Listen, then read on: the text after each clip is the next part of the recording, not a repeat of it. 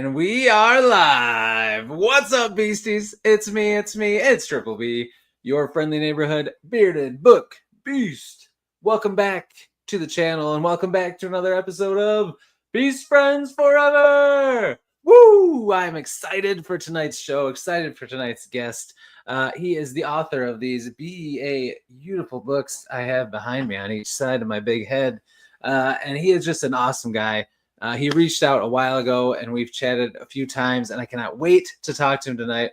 His books are gorgeous, and I have to ask him somehow, even though this is a chunky boy, look at that, pretty chunky, right? Light as a feather, like it's just like a cloud. It's going to float away.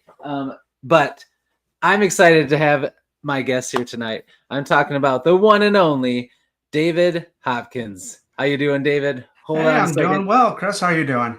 Good. This is what should have happened. David Hopkins. There it is.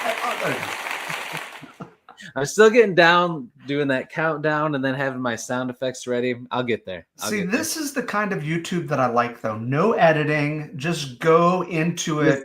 Just roll with it. Natural, comfortable. That's what needs to happen. That's what we do here. All natural. And actually, half my lights died on me too, so I better turn them off so the rest don't die. But thanks for being here, man. I'm so excited to get to chat with you. Yeah, no, I was a big fan of the show, and you did the one thing that YouTubers should never do, which is I was able to contact you. So I was like, hey, man, let's talk books. And then, of course, I sent you my books. So yes, they're gorgeous, man. And I actually have started reading which side am I on? I always get turned around. The prequel novella. Yes. I love it so far. And in a minute, I want to talk to you about the choice you made, how to tell that story. I think is super cool. And we'll talk about that in a minute. Let me shout out some people in the chat so far. We've got Keys is here. What's up, Keys? Thanks for being here, man. Appreciate it. And everybody else who's in the chat and hasn't left a comment, we appreciate you being here as well. And if you're watching this on replay, I also appreciate you. And be sure to check the description. I've got David's website and his books linked in there so that you can check them out, because they are stunning to have on the shelf. But I've read some of the prequel novella, and his writing is also pretty stunning as well. So let's start off, David. Why don't you just, I introduced you already, but just tell us about what kind of genre you write, and then eventually we'll get more into your story and your journey. But just kind of tell us about what you write. Yeah, I write epic fantasy. I write, I like to think that I write in a world that should feel immediately familiar, whether you're talking about Westeros, Middle Earth, whether you're talking about the continent. Yeah. It is one of those places you step in and go, okay, it's vaguely medieval, it's vaguely European, and there is, at least in this world, low magic, but a high sense of wonder whenever something amazing does happen. And yeah, this is, I think one of our jobs as fantasy authors is to decide how much world building we're going to do. Mm-hmm. And then in what areas are we going to kind of make our mark to kind of make it a little bit more distinct. It's one of the reasons why I love Robin Hobb's Farseer Realm of the Elderlings, Farseer trilogy so much, is because there's literally no like you just jump in and you're like, oh, I know this world. Right. As you dig into it, you begin to realize some things about the world that make it distinct. But the first few chapters, I'm like, oh yeah, I'm here. I'm with you. I get it. I've been here. Yeah. Oh man, and I have to say too, nice beard game you got going on there. Oh, thank you very much. Yeah, this was sharp. Mine looked a little bit more like yours, and then COVID happened. And then it just grew out, and right. And you're like, might as well leave it now. Yeah, I was thinking at this point, it's just part of me, and it would freak out my daughters if I changed it. Yes, I've had a few times where I had mishaps with the trimmer and clean shaven, and my kids would cry. They did not want anything to do with me. I looked so weird without it. Yeah, there will be tears. So I was like, all right. I guess I'm stuck. Oh. My first year teaching, I actually did, it was actually during COVID, and I did online teaching. and I taught second graders. And the night before, I was trimming my beard, and one of my kids like rushed into the bathroom to ask me to do something. It made me jump, and so I'm like, ah. So I just shaved it all off, and they had only seen me with the beard. So I go on the Zoom call with them the next morning, and I see them all come in, like their little pictures pop up one by one, and they're all like, who the heck is this? Where did our teacher go? So yeah, kids don't like that. And that's something that we have in common. Is I actually taught public school from 2000 to 2012. So I got off the bus before COVID. Before all that happened. So I didn't have to deal with that. But yeah, I put in my time. And yeah, when you shave your beard, the kids, they are just not cool, Mr. Hopkins, not cool. No. Who are you? Yeah. Well, now that you're an author and your pictures on the website, on the book, on the internet, you definitely got to keep the beard. Oh yeah. You got to be recognized in public so that people can ask you to sign their books. There are certain authors who are just immediately recognizable. Oh yes. Yeah. You couldn't. Isaac Asimov has got the mutton chops. You've got Ursula K. Le Guin with her little bowl cut. I don't know how iconic mine is, but I am. It is. It's pretty iconic, man. Let me get a side view. Let me see a side shot. Oh yeah, look at that. Yeah. Yes, exactly. That's perfect. Speaking of Ursula K. Le Guin, there's something you got behind you there. Yeah, on my wall. This is sort of my the thing I'm most proud of in my office, and my head's covering it up. Is I do have an autographed picture of Ursula Le Guin right here, and actually I'll just grab it. Why not? Yeah, let's see it. Yep, this is framed autograph right here. That's so cool. Now, we were joking before we got on that it could just be completely made up. Someone just signed a little card, but it does look like you didn't see her sign it, so true. But no, it was it had a certificate and everything, so it should have been official. It makes everything good then, always. But there's something. It's awesome. Either way, it doesn't matter because it doesn't. It's real to me. Exactly, whether it is or not. Well, and it also is nice when I'm writing at this computer, I can kind of look over, and there she is. She's just giving me this look. She's like, keep at it. Yeah, she's like, you're doing good. You're doing. You know what you need to do. I'm like, yeah, I know. All right, Ursula. I hear you. Oh man, that's awesome. Okay, so now that you told us about what you write, why don't you give me, in your own words, the words of the author, tell me what is the Dryad's Crown, this beautiful book right here, which, okay, before you do that, how in the world is this book that feels so premiumly made? It's got good thick pages. They're not thin. How is this so light? I think it's groundwood paper.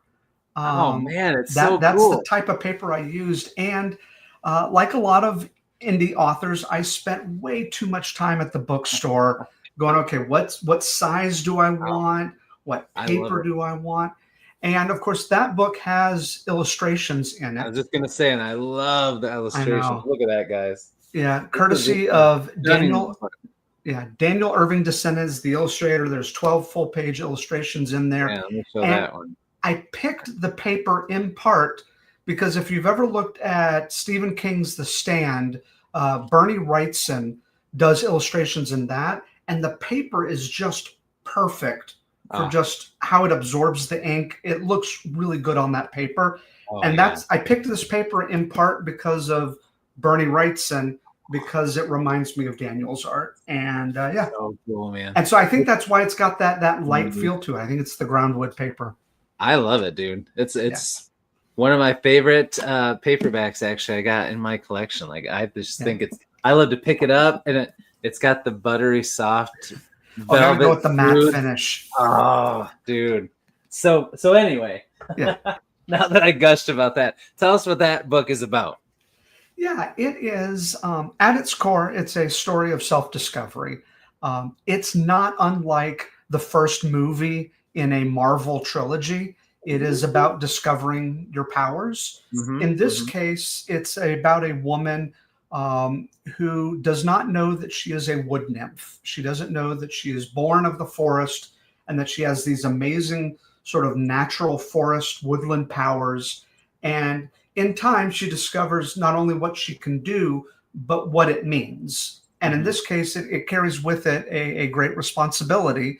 And the story kind of goes from there as she tries to discover herself and what she's meant to do in this world. And for me, also, it was important to tell a story of a mother.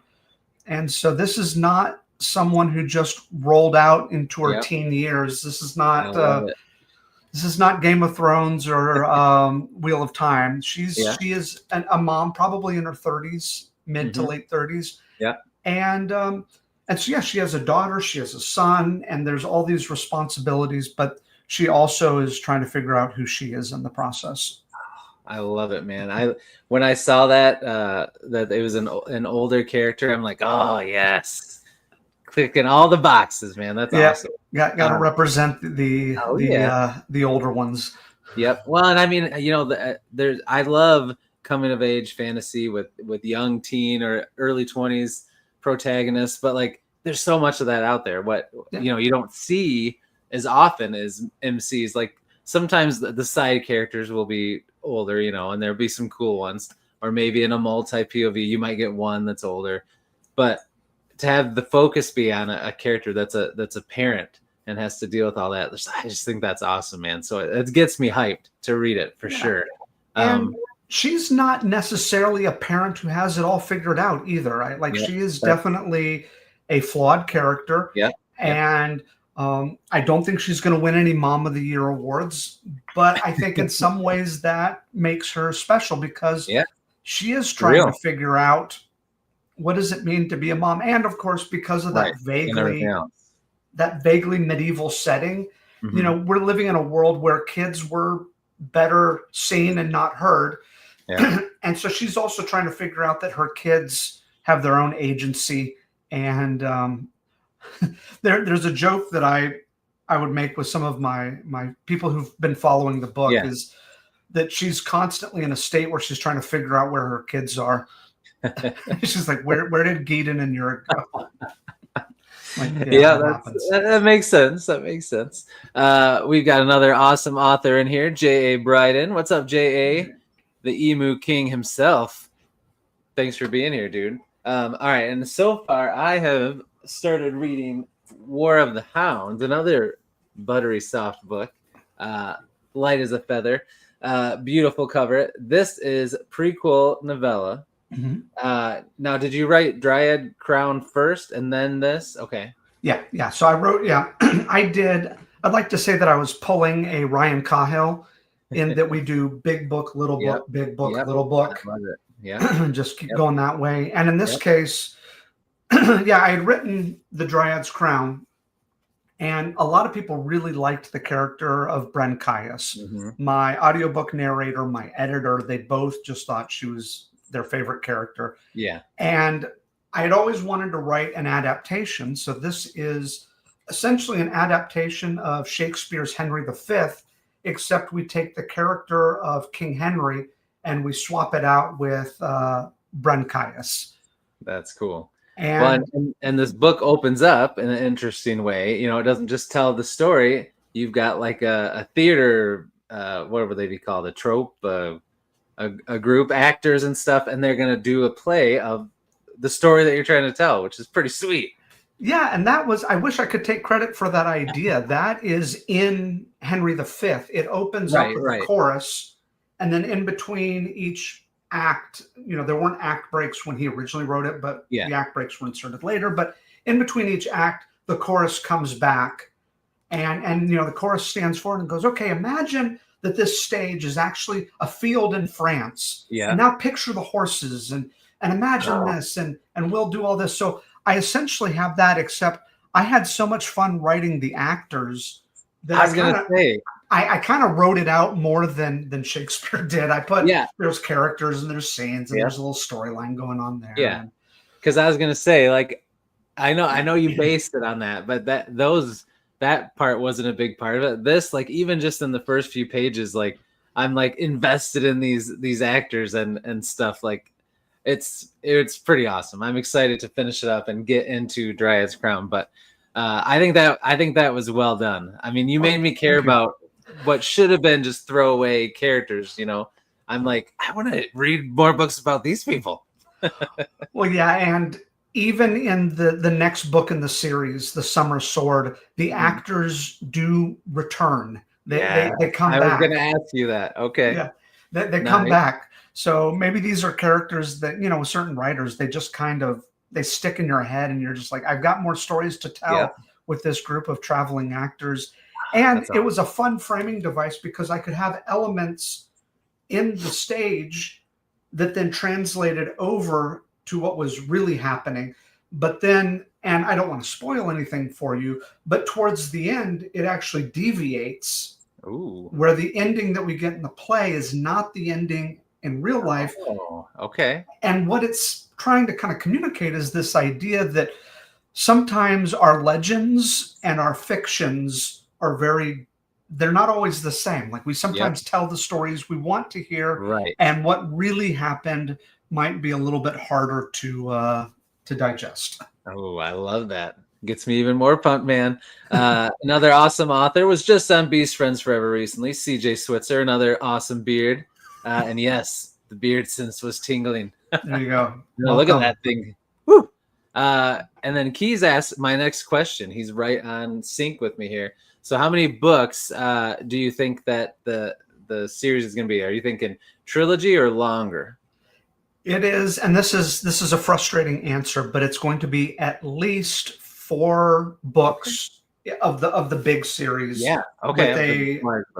With a novella in between. But when I say at least 4, that's awesome. It could be more than that because I titled the series Tales from Efrauzul, which means I could just keep going. Right. But right now I have 4 books planned. And the interesting thing about Dryad's Crown for me is you could stop after the Dryad's Crown and you'll get a complete story.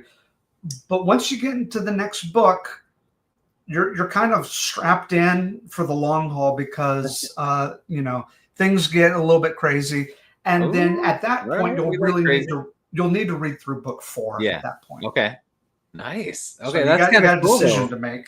Yeah, that's cool though that your opening book is somewhat contained. I mean, sure, there's a bigger story that you want to see continue, but that's kind of a nice way to write your book 1 because a lot of times book 1's set up the series and then they lead so closely into it you can't really just stop right there.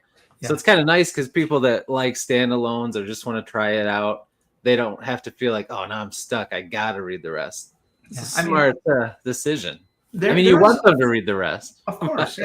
And there's a little bit at the end that kind of leads in nicely into the rest of the series, but it also, you can end it there and be like, okay, I kind of get what's going on here, and I'm good.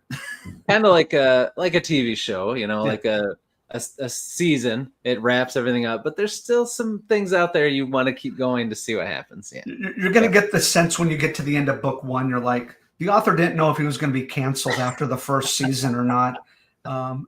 Nice. There are some TV shows where you're like, oh yeah, I feel like every other season of Buffy feels like that. I'm like, they didn't know if they were coming back. Such a good show.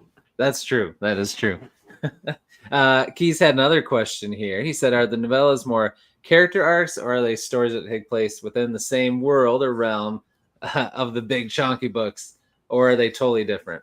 So this first one is in the same world. Is that how all of them are going to be? Yeah, all of the books will take place in this world, and all the characters will have some connection to the main storyline. It's going to be a little bit more of a character arc. So, for instance, we get the story of Bren Caius in this one, in War of the Hounds. Yeah. But it's also a opportunity for me to experiment a little bit. So, for instance, in this book, I'm going to write an adaptation of Shakespeare. And in the next novella, I might experiment with like long form, epic poetry, or I might. I think with the third novella, I'm going to retell one of the stories, but from a different character's point of view. And oh man, so I've got that's pretty awesome. It's an opportunity for me to kind of scratch that itch to say, okay, I just want to do something wild. Yeah, and it's only a novella. It's going to be, cheaply priced, so you won't get your feelings hurt if it's just too out there. And then you can always come back to the main series and it will feel, okay, now I'm back. Oh man, that is awesome. I love that because I love when people take the novellas. It's in the same world. You explore some side characters a little more or backstory, but that's pretty inventive and different to like try different, like not even different. What would that even be called? Like a different medium? What do you call that if you're? I don't know, but that sounds awesome. I love that, man. Yeah, and I think, there are some writers, and I certainly fall in this category, where we sometimes make things more difficult for ourselves than it needs to be. And so I Right. go, what if I write the last third of the book and don't even mention the character's name? Like, and then all of a sudden that idea gets in my head, and the reader doesn't care. But now Right. I've created this new rule, and I'm trying to figure out how to work around it. Right. Exactly. I love it. So I talked about how the covers are just gorgeous and the artwork inside. Tell us a little bit about how that process went because these are your debut books, right? You didn't Yes. have anything before this. So how did it go finding a cover artist? And then did you always plan to have them also do illustrations or did that come afterwards? Tell us about how that process went for you. It was a little tricky because since I have an interior illustrator, Mhm. I wanted to make sure that the art on the outside and the art on the inside wasn't competing with each other. Right. So trying to Mhm. find something that was kind of so I didn't want to go with a full like painted scene Yeah. because I Mhm. was like, I can already have that in the book Yeah. itself. Yeah. Um, the first book is sort of special in that I will probably there we go. We both got it there. Yeah. I'll This hold it up. is You don't have to worry about it. yeah, this is not computer generated. This is a artist from Canada who Oh. he sculpts by carving from paper. So all of that is actual carved paper. He I gets these wondered what it guys. was. Yeah. It's so cool. Yeah, he carves blocks of paper. His name is Calvin Oh, no Nichols. way. He is a wonderful man. And so yeah, we did this floral crown carved from paper. That's It's a cool. photograph of it that's been it's got some effects on there with the little Oh, yeah. bits of light. And then Raina Violet, who is the artist for the next book cover, she designed the font treatment and kind of made those decisions. Yeah, So the font looks good. but this first book will look different than the rest. So Okay. the rest will be more consistent looking, but this first Okay. book will stand apart. And part of it was I really wanted to try this out, Mhm. but yeah, it's also finding, an artist like this is going to need at least a year to kind of put you in their calendar and work on it. And Oh, yeah. so Mhm. the scheduling would just be too wild to Oh, use yeah. him for every book. So Yeah, yeah, for sure. Um, but yeah, and then this is Raina Violet. So you'll Okay. notice that Yep. it's more digitally painted Yep. illustrations. And yeah, and I think her work is wonderful too. Oh, Raina yeah. is probably Both. one of the best cover designers. If you ever get a chance, check out her website. I think Covers by Violet, I think Okay, is covers by I'll look it up. I'll try to put it down in the yeah, description she too. People she can is check an it out. incredible designer, and yeah, this is the wonderful thing about working in indie is I do essentially the same things that a traditionally published author like a publisher does, Yeah. except I'm the one finding the talent, and so Yeah. it You get is to kind of pick a the ones you matter of want. yeah of who you want to work with Yeah. and yeah, it's been a wonderful experience working with Calvin, working with Reina, working with Daniel. They're all just really great people. That's awesome. I'm glad that it went so well. Yeah. Do you think in all the other books you'll have the interior illustrations too? Will that be a thing you do through all your books? Daniel will return, and we will see more art from Daniel, but I'm not quite sure all the details yet. But Okay. we will definitely see more of Daniel. He is, um, I mean, he is the artist for this series. I mean, he's the one that when you think of his art, you'll think of the Right. You'll series, think and of it. vice Yeah. versa. Yeah, for sure.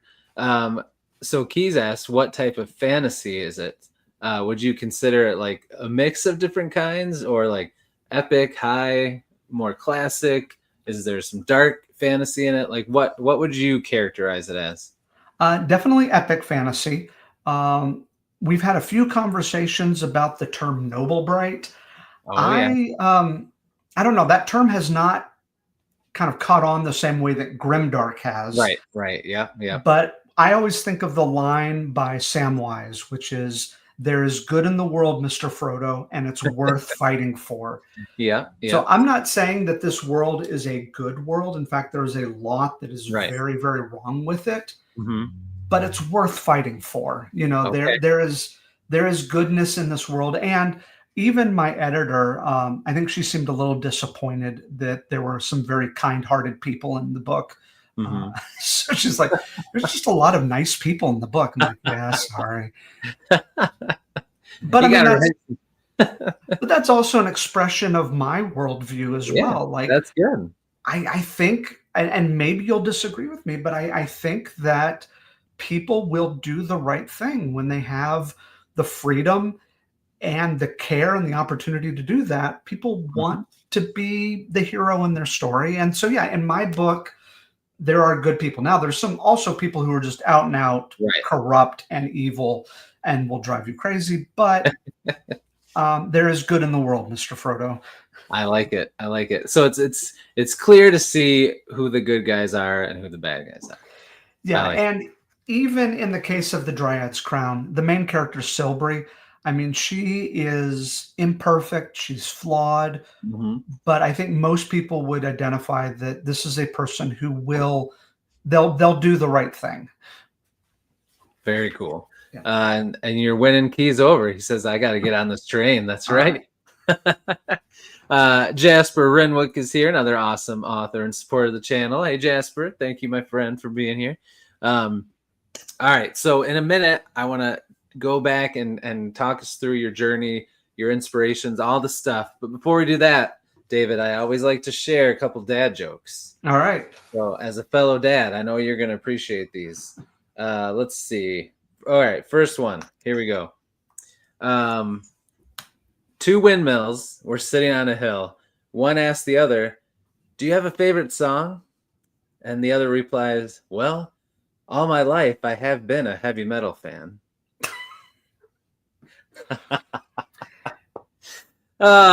Good stuff. Good stuff. All right. All Do right. you Next know one. that you can't send a duck into space because the bill would be astronomical? Yeah. Nice. Okay. Nice. I like it. I like it. That's all I All got. right. All right. All right. Here's my last one. So, um, the other day, my wife was yelling at me, telling me that I have no sense of direction. I have a terrible sense of direction. So I got so mad that I grabbed my jacket and I write. Oh man! All right, you Nice. tell us all about your journey. Take me back to when you were just a young little David, a beardless David. Let us know what got you into fantasy. You know, what was it? Books you read, movies, all the above. And then tell us about when you first started writing and when you decided, you know what, I'm going for it. I'm going to write a book, and take us through that journey. Yeah, my origin story. When Yes. I was a young little nerd, I mean, I was already way into comics. Oh yeah. Um, Nice. I was probably reading Stephen King way too young. Really got into the Me Dark too. Tower series. Um, I really got into some of the Choose Your Own Adventure books. Oh yeah. But I mean, the thing that imprinted on me was twofold, which was the Dragonlance Chronicles, Nice. which some people have warned me not to go back and reread them, that they I've heard that.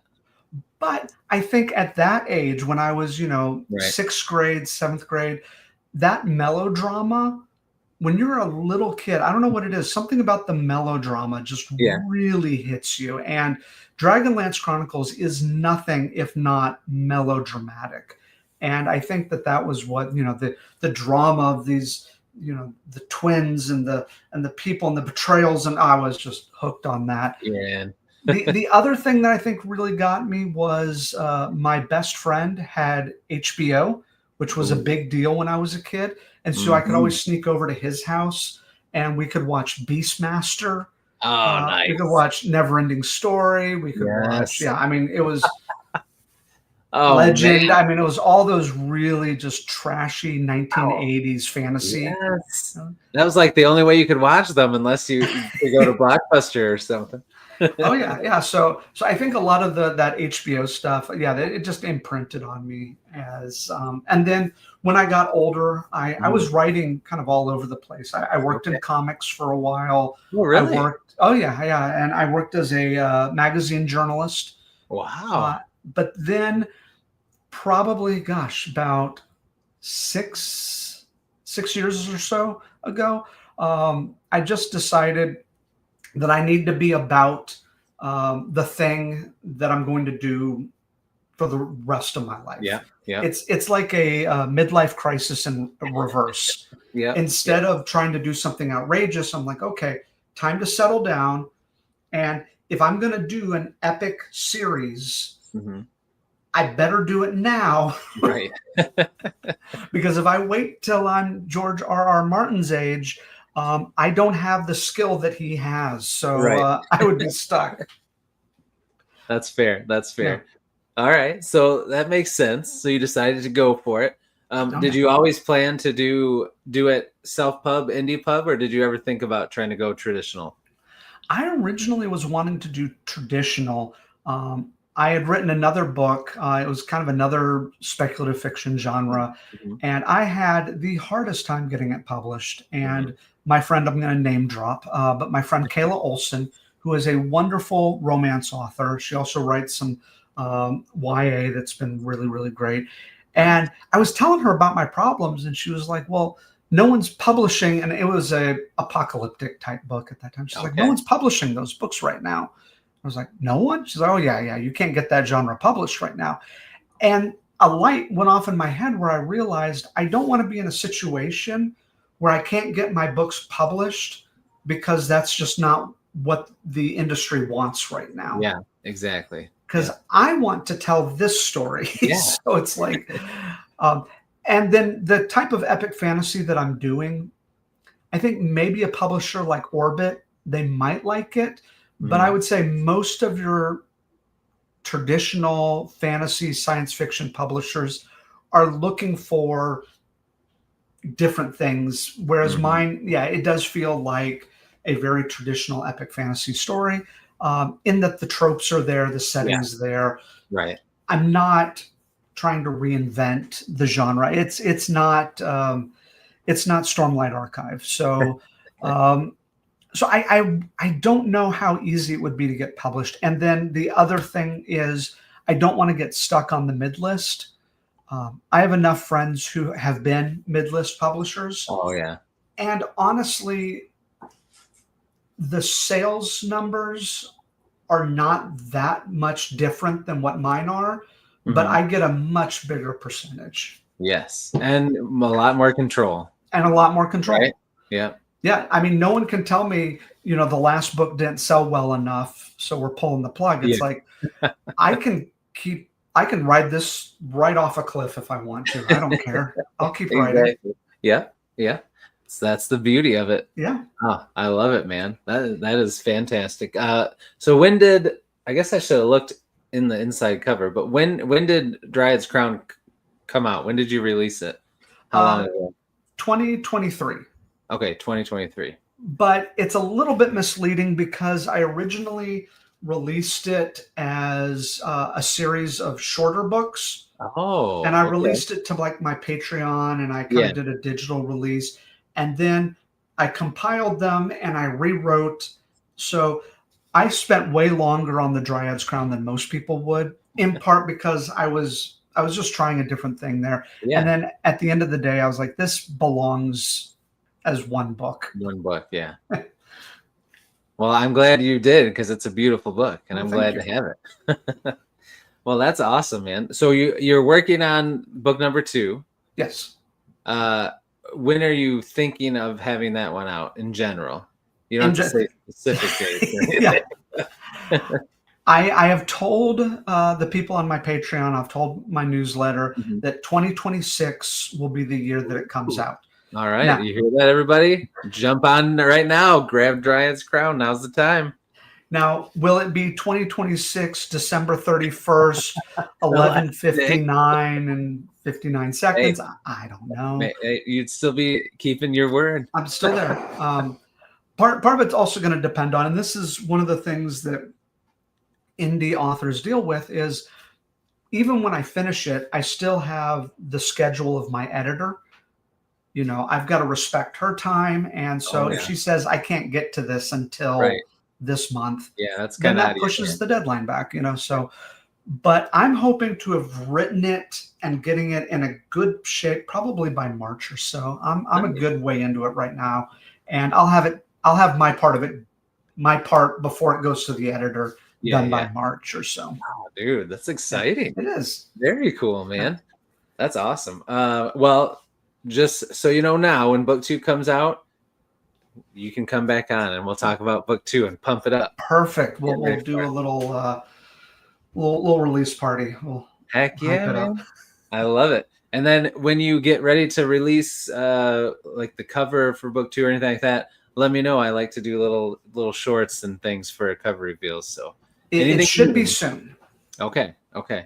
Did you mention the title of it? Did you Yeah, it's the Summer Sword. Yeah, that's a cool name. I like that. So, I mean, this is the other thing about being an indie author, is you definitely have to hit the genre.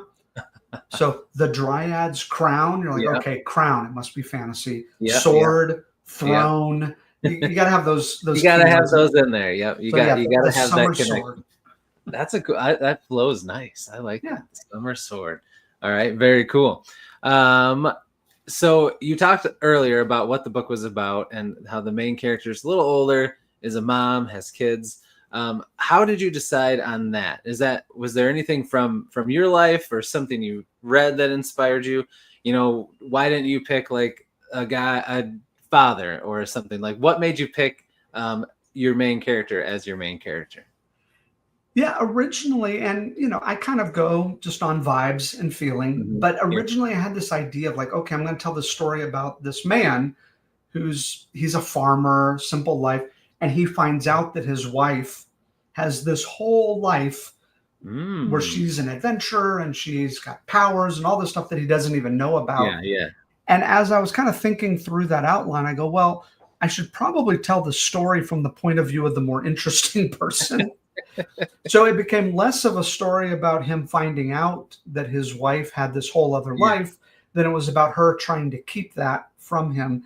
Ooh. And I like telling stories about people that, I don't know. I mean, because there's also the perspective of the daughter.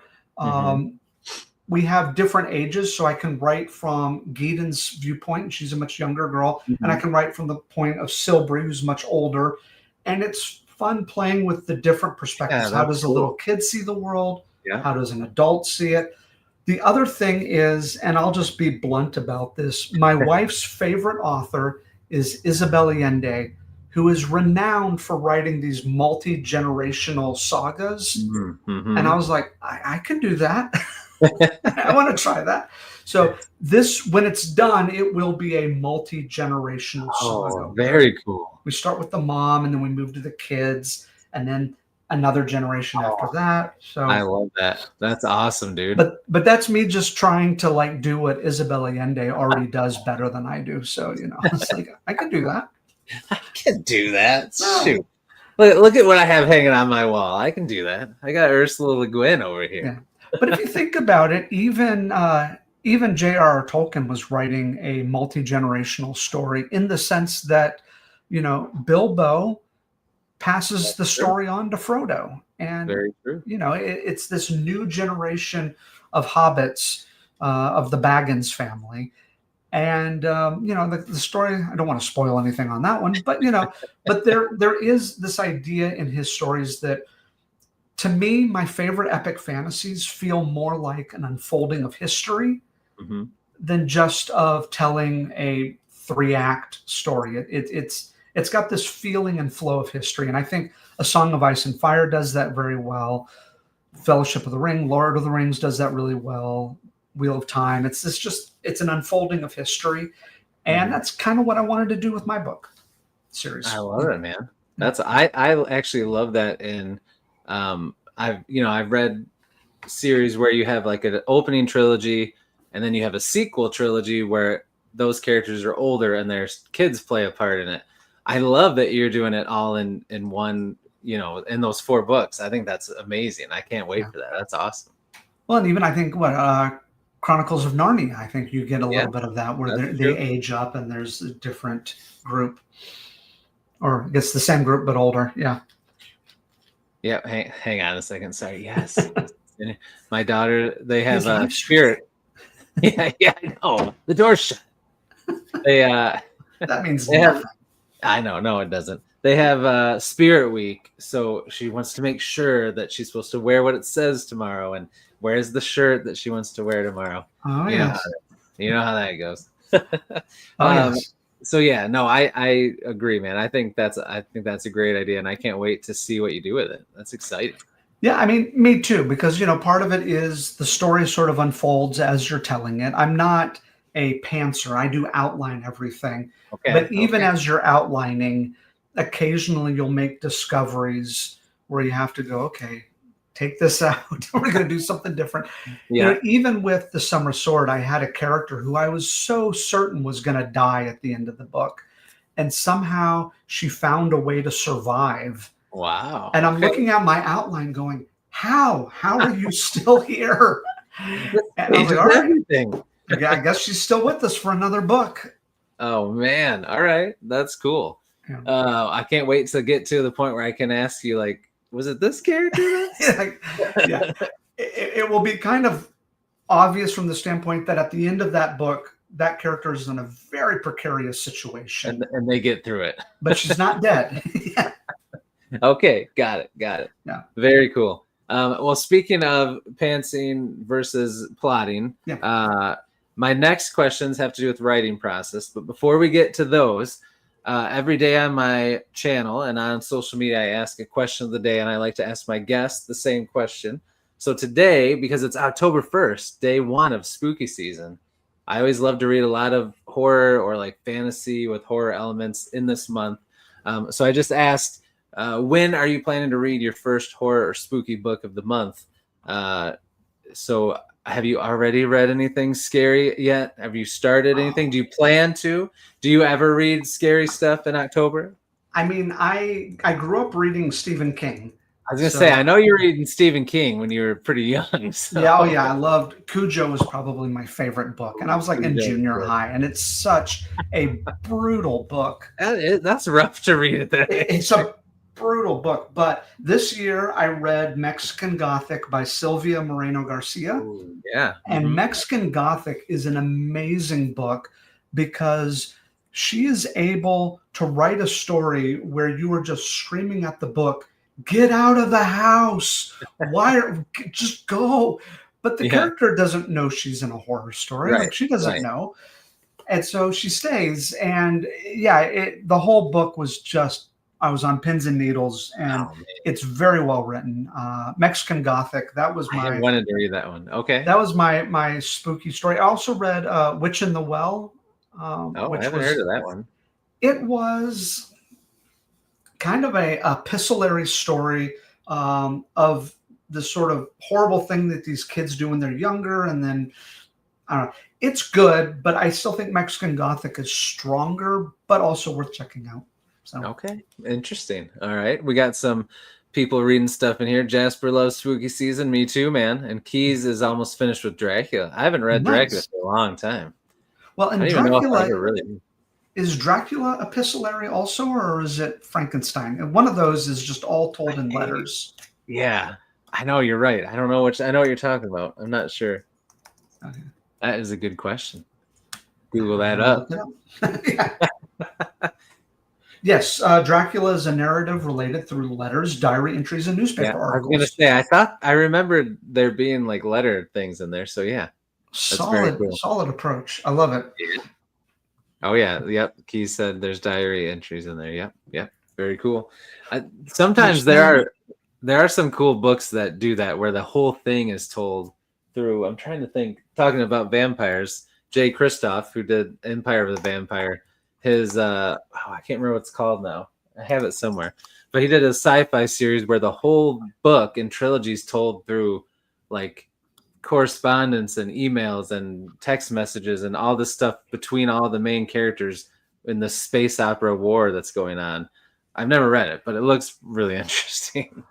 Well, and the whole idea of the epistolary is it's similar to like the found footage horror movies of nowadays, like the Blair Yeah. Witch Project Yep. and stuff, Yeah. which kind of lends to the is this a real story or not? Because we found Right. the footage and it's like, oh, we found these diary entries and Yep. it's Yep. a nice little step there. It Oh, does. I was see just our gonna say, house.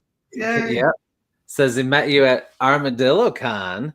Never read directly, but one of my friends is obsessed with it. Yeah, Yes. a lot of people are. So that's pretty cool. I'm glad that she came on here. Yes, So I remember Sarah. She's awesome. that is cool. So you've done some cons then. That's pretty exciting. Yeah, I don't go very far from home. Armadillo Con is in Austin, and I live up in Dallas, so it's a 3 hour drive for me. But I go there almost every year, and that one's a lot of fun. I have yet to hit up WorldCon, but man, I have serious Oh, FOMO seeing Me everyone too. there. I'm just like, I know. I wanted to go so bad. I know. I'm like, oh, one of these years we're gonna make it there, man. yeah.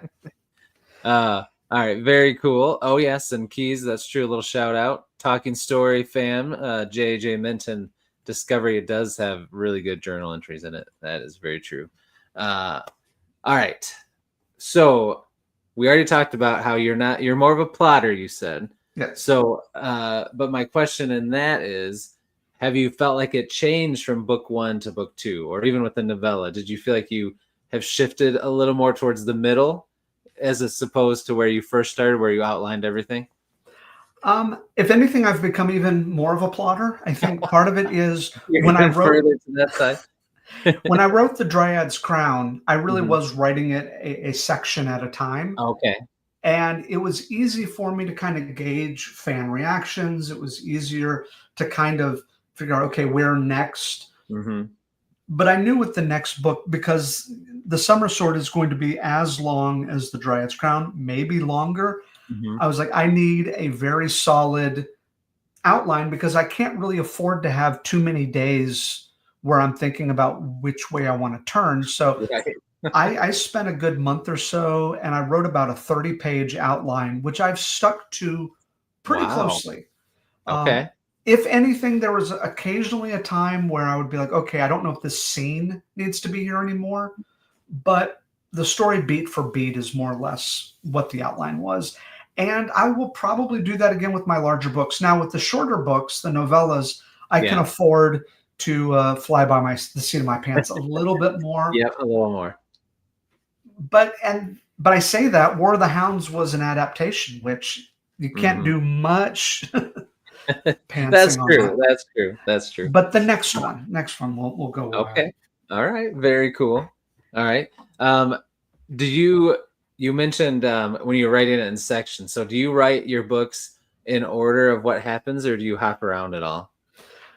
I know a lot of people swear by hopping around, but it's in my head. And when I stop somewhere, Yeah. it's like I just hit pause on the TV and they're all just Right. kind of there waiting for me to figure out what Right. to do next. Mhm. It's hard for me to jump around to be like, okay, well, I'm really excited about writing this scene. Right. I kind of reward myself. It's like, okay, now I get And to get this to it. scene, which I'm Yeah. really excited about. But it's also very telling because if you get to a scene where you're like, okay, this is feeling like a slog, you go, okay, Mhm. well, why? Why am I feeling that way? Because if I'm Yeah. feeling that way, the reader's going to feel that Right. way.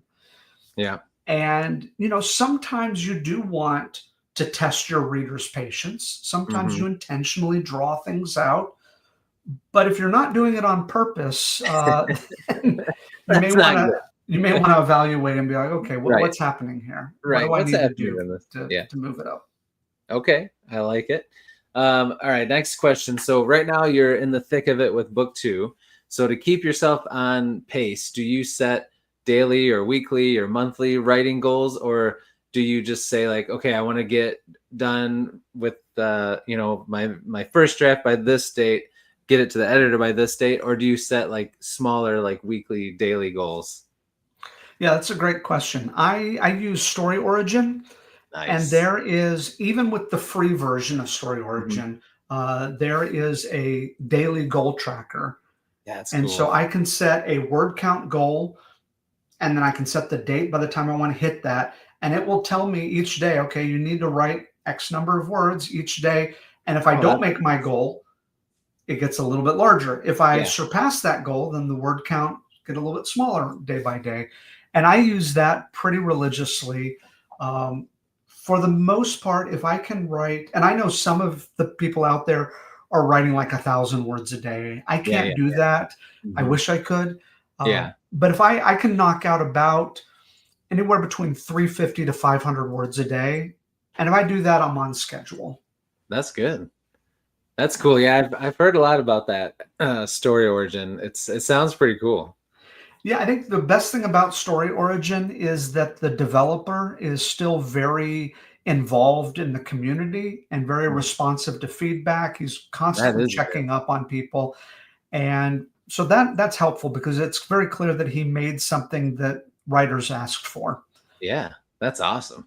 Yeah. All right, the other side of this question, when you are writing, are you a creature of habit? Like, do you write at the same time every day? Do you write in the same place? Or are you just like, I got to get those words that I'm going to write anytime, any place? That's a yeah. I'm wondering here because I'm embarrassed to admit it, but I probably do my best writing when I've taken my daughter to ballet and I Uh-huh. have the laptop, like I'm like in a tiny little chair with the laptop on my legs, and I'm just sitting here writing, and I've got 45 minutes, and there's so much going on all around Yeah, me, yeah. and I will Oh, knock wow. out just so much stuff. And I'm like, okay, if I could write each day in the waiting room of a Right. dance studio, I would be Brandon Sanderson. I would just be knocking this stuff Dang. out. All right, two things. One, you're gonna have to talk to the people at the dance place and just ask if you can do it. And Two, just be here. you need a picture of you in that little chair and like Yeah. make a shadow like logo of it for like to put on all your stuff like Oh, that. I bet that looks funny. it is shattering the myth of the author, like in their smoking jacket, working in their nice little library. No, I'm there in the room, and yeah, it's all on my laptop and my MacBook, and so it, Nice. it it's not it ain't fancy, as they say. Hey, you're getting it done, dude. Yep. That's all that matters. Awesome. All right, next up, when you are writing, so I guess this question I'm not sure. In a perfect world, if you're just at home and you have time to write, do you have background noise on? Do you prefer it to be quiet? Do you listen to music? Do you like instrumental verse lyrical? I mean, usually your favorite place to write is at a dance practice, but what do you do for background noise if you're just at home writing? Yeah. Well, even when I'm at the studio, I will often put earbuds in. Hmm. And Hmm. so I'll crank up the music so I can still hear what's all going Yeah, on. I yeah. can hear the 5, 6, 7, 8, Oh, and yeah. I'm also got my earbuds in. I listen to a lot of Wardruna. So that's Oh, the okay. if you haven't heard Wardruna before, Sounds familiar. it's Scandinavian Yeah. folk music. Yep. So they use all the original instruments, the buka horn, That's the so cool. birch horns, and then Yeah. the lyres. It's all original music, but it's so beautiful. It's melodic. But the thing that I like about it is I can't understand a word that he's singing Yeah. because he's singing in, I think, Norwegian. Yeah. So all it is to me So is it's not just this. distracting. It's this growling melodic. It's beautiful, and Wardruna will transport me into that fantasy setting so quickly. I do have other sort of adjacent bands that I like and Mhm. I listen to, but Wardruna, I've actually seen them in concert and they are amazing. So yeah, that's Wow. usually what I go to. But if you go to I my love it. website, Mhm. thatdavidhopkins.com, there actually is a playlist page there where I have a Oh, selection of nice. songs Okay. that Very yeah I cool. had on repeat. Nice. Well, remember everybody, his books and his website are linked in the description down below. So if you want a little playlist while you're reading the book, there you go. There you go. I love it. All right. So next we're going to switch gears. I got some questions for you before we're done, just for us to get to know you outside of writing. But before we do that, I have a riddle for you to see if you can solve. Okay.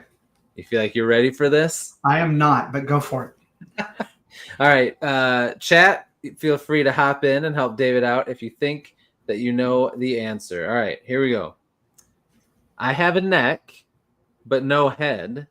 I have 2 arms, but no hands. What am I? Okay. I have a neck but no head. I have 2 arms, but no hands. What am I? See, at first I was thinking like a guitar, but a guitar does have a head. That's He's got true. a guitar neck. That's a good thought with the neck, though. Arms, but no hands. You got the hands of a clock. You don't have the arms of a clock. If you get stuck, let me know and I'll give you a hint. All right, give me a hint. Or someone in the chat, help me out. They've already Googled. I know. I think they're all like, ooh. All right. The answer to this this thing is actually on screen with us right now, and on both of our sides. Okay. But no hands. You could say it's very close to both of our chests. Gosh. I'm making it worse. I know. All right, I give up. Astound me. Sure. Oh, there we go. That's a hard one, wasn't it? Yeah. And emu, yeah. Oh, J.A. His one of his books is about emus. It's not an emu. They have a head. But yeah, that was a hard one. Usually these ones are kind of like, that one's too easy. I can't ask. I'm like, ooh, that one's tough. When I saw it, I did not know what it was. When I first read The Hobbit, I wanted to be so good at riddles, and I've never been good at riddles. They're so hard. Yeah. Oh man. All right. Well, good job though. You were a good sport. I appreciate it. All right. So I got a few questions. So first one, we'll start off with an easy one. All right. Maybe. Sometimes people take a while with this one. What is your favorite color? Blue. And that's because I'm from Dallas. So Cowboys, Mavericks, it's all the team colors right there. Oh man, you're a Cowboys fan? I think we got to end this right now. It's by virtue. I grew up in Dallas. I can't help it. Believe me. No, that's good. No one is more unhappy about me being a Cowboys fan than me. So I know. I was gonna say, like, when in the 90s, man, that was the team to be rooting for. But now it's been a rough stretch. Yep. It's been brutal. Keys is a 49ers fan, so there you go. I'm a Lions fan, so times are good now, but it was rough for a long time, so I get that. All right, next question. What is your favorite food? If you were going to pick what you guys are eating, what kind of food are you getting? There was a time when I would say pineapple chicken curry. Ooh. But I'm going to go with just a good old street tacos on a corn tortilla. Get some pollo asada, get some hot sauce on there. So good. That's a good day. Yeah. Oh, man. Street tacos are the best. Is there like a place nearby you that you can go to get them? There's a place called Gilberto's that if I could, I would probably go there several times a week. Like it's good stuff. Oh, that's awesome. Yeah, that sounds really good. All right, good choice. No one's ever said street tacos, so there you go. Good. That's why I like to ask these questions. All right, next one. What is a hobby or a talent that you have that we don't know about? This is not a talent of mine, but it is kind of a hobby. During COVID, I impulse bought a book-a-horn, which is it's a goat horn. Okay. It sounds beautiful when you can play it correctly, but I sound terrible with it. Is it nearby? Oh yeah, let me go get it real quick. Yeah, get it. I want to hear it. This is good live streaming right here. This is amazing. Jump away. All right. Oh man, I can't wait to see this thing, guys. There we go. Got the buka horn. Okay, all right. Look at that nice case it came in. Yeah. Ooh, that is sweet. So let's see. For me to blast out here. Let's see. Yeah, it's just. That is cool. Yeah. Oh, that's awesome. So this is what happens after you've been a few months stuck in your house during COVID. You're just sitting in a corner, just blowing this horn, trying to like figure out your life. That's amazing. That's a beautiful instrument, though. When it's played well, it sounds great. But yeah. Yeah, I'm with Jay. That did kind of sound like a train, like all aboard. Oh yeah. That's awesome. Very cool. Well, thanks for showing us that, man. That's pretty cool. Oh yeah. I like that. I mean, no one else in this house wants to hear it, so you know. All right. By the time book 2 comes out, I expect you to play us a very beautiful song with that. So you have and not to be overly pushing on my book, but if you pick up the audiobook, it does open with a buka-horn, and it sounds amazing. Like the buka-horn in the opening of the audiobook sounds really, really good. But I'm glad you mentioned that. I didn't play it. I'd like to ask. Sorry, go ahead. Finish what you're saying. Oh no, I said I didn't play the opening. That was okay. That wasn't you. Okay. No. That was a professional. Yep. I forgot to ask earlier about audiobooks. So you have an audiobook of The Dryad Crown. Yeah. And then are you planning to use the same narrator for the other books going forward? If I can, I will. A lot of that's going to depend on my Patreon.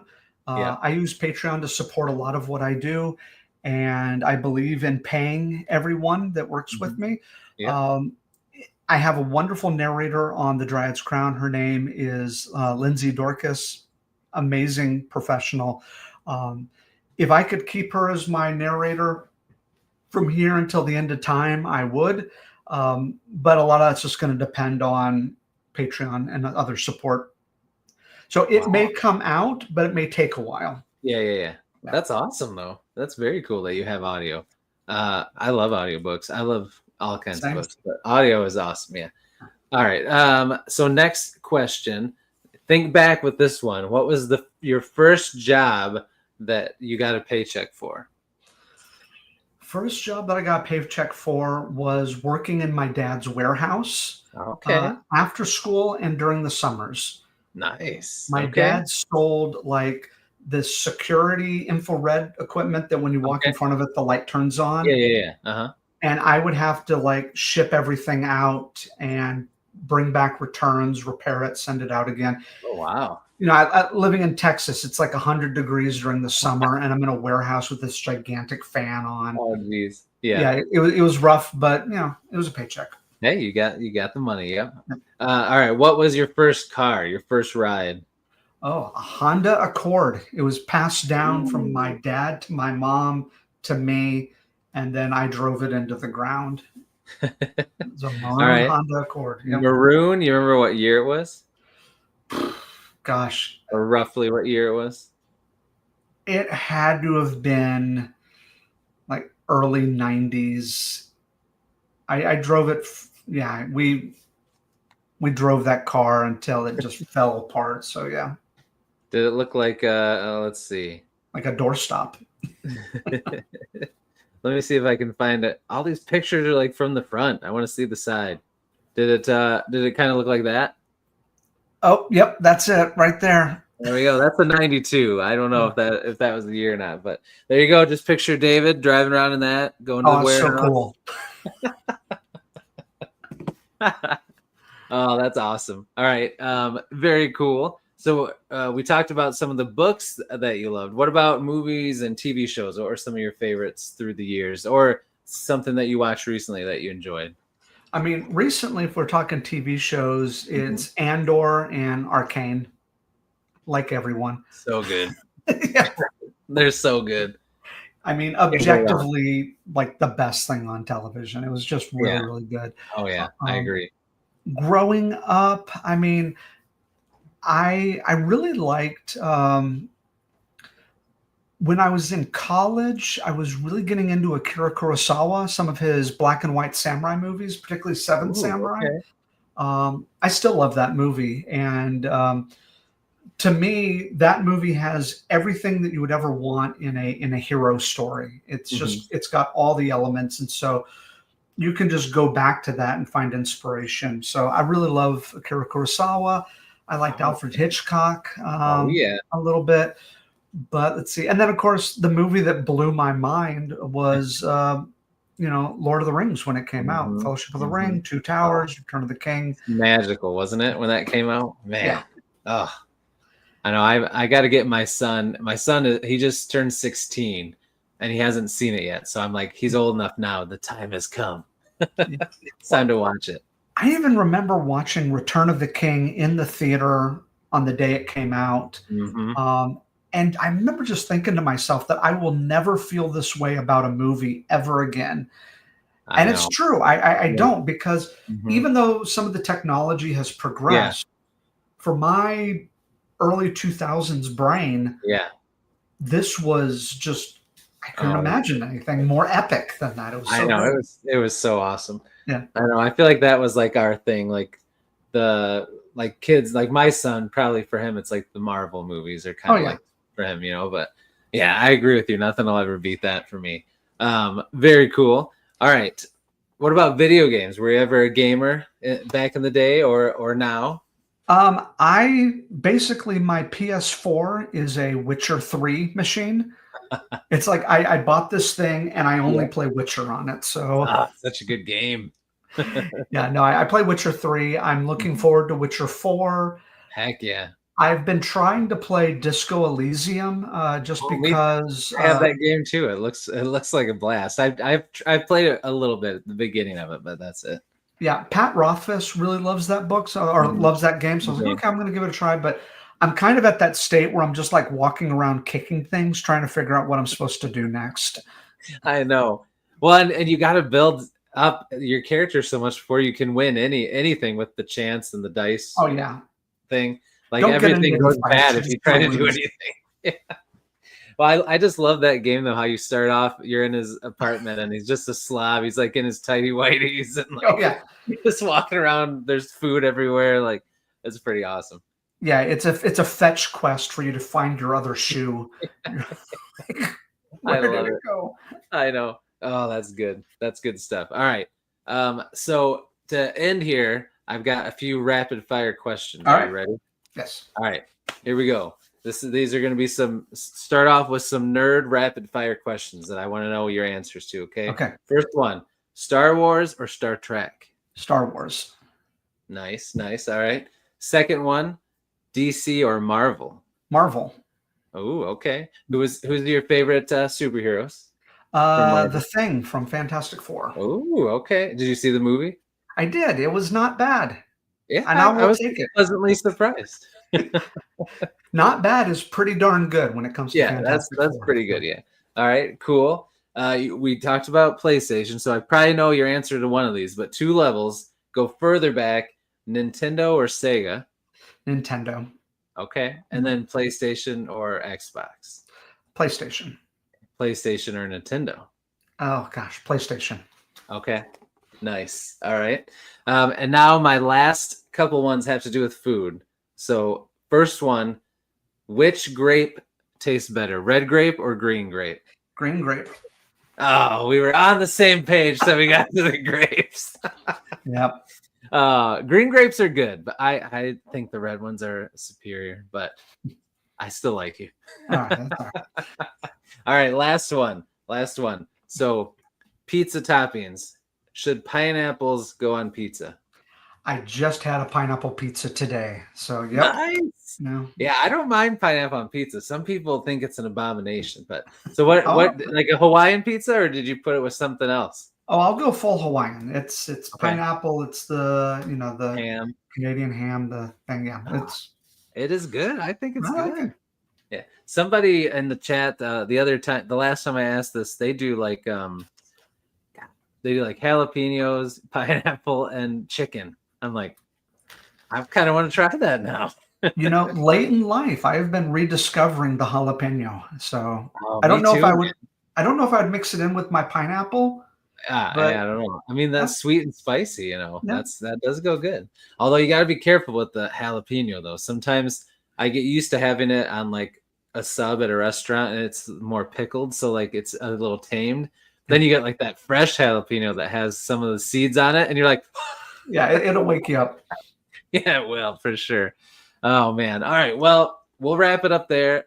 Dude, this has been so much fun. I had a blast. I looked at the time and I'm like, geez, we're already over an hour. It doesn't even feel like it. So I had a blast. This is called Beast Friends Forever for a reason. We're Beast Friends Forever now. Anything you need from me, or if you want to come on for anything, just let me know. I'd love to have you back. Before I go into my ending routine, I'll give you the floor, my friend. The floor is yours to shout out, talk about anything that you want. All right. Well, you will already know my website. So instead, I'm going to tell you that next week is Banned Books Week, sponsored by the American Library Association and Unite Against Book Bans. And so I would urge you to go check out Banned Book Weeks and find out what events are going on in your neighborhood to help fight book bans wherever they go. Yeah. Awesome. I love it. There you go. That's good. That's good. All right. Well, thank you, my friend. Thank you, everyone in the chat. You guys were awesome. Thank you to everybody watching this on replay. We appreciate it as well. Again, David's stuff is all in the description down below. Go check it out. Again, check out these covers. This awesome prequel novella. And again, I know I keep saying it in my videos and on here, but guys, it's like a cloud. Look at this, how chunky this is, but it's so smooth and it's so light. I feel like if I threw it up, it would just keep going. Yep. But thank you, Chris. Out. Yeah, beautiful books. And David, now you've seen, he's an awesome guy, awesome person that we want to support. So check it out. Thank you again, everybody. Have a great night. I will be back tomorrow night again. So keep an eye on the socials to hear about my guest and what time that'll be at. But I'll see you then. And until I do, as I always say, devour your TBRs, be brave, be beautiful to one another, and be beastly. We'll see you, everybody. Have a good